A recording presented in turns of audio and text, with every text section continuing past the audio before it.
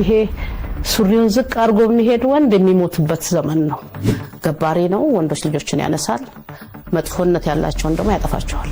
እናት አባት ለልጁ ከህፃንነቱ ጀምሮ ቀበቶ ማስታጠቅ አለበት።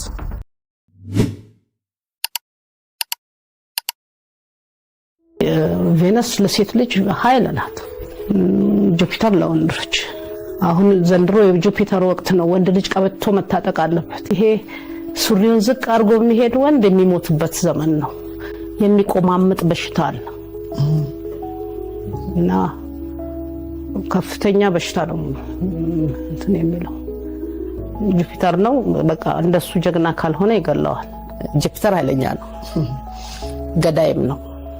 ስለዚህ አጥንትን የሚሰባብር በሽታ ነው። የበሽታውንም አይነት አሳያችኋለሁ። ስለዚህ ወንዶች በጣም መጠንቀቅ አለባቸው።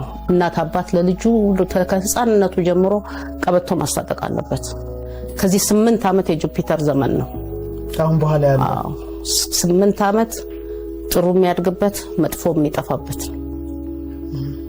እና በተለይ ይሄ በመጥፎ ተግባር ላይ ያሉ ሰዎች እኛ አይደለንም እናጠፋቸው።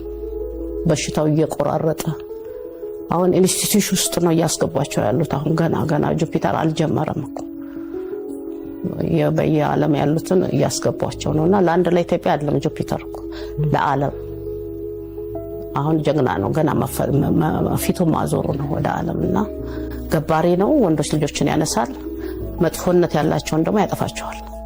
መጥፎ ባህሪ ያላቸው ማለት ወደ ሰዶማዊነት ሰዶማዊ ተፈጥሮ የማይፈልጋቸው ያለ ተፈጥሮ ግንኙነት የሚያደርጉት ሰዎች የሚጎዳ የሚሰባብር አጥንት ነው የሚበላው።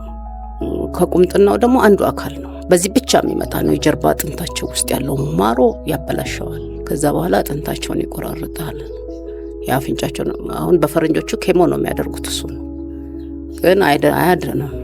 ህመሙን ለመቀነስ ነው ኬሚካል ትራፒ የሚያደርጓቸውና እሱ አሁን በሚቀጥለው ትሪፕ ደግሞ እሱ ነው የሚመጣው። ሌላ የሚመጡ በሽታዎች አሉ ተላላፊ። ለዚህ ህዝቡን ዲሲፕሊን ማድረግ ያስፈልጋል። ለምን ያመሻል?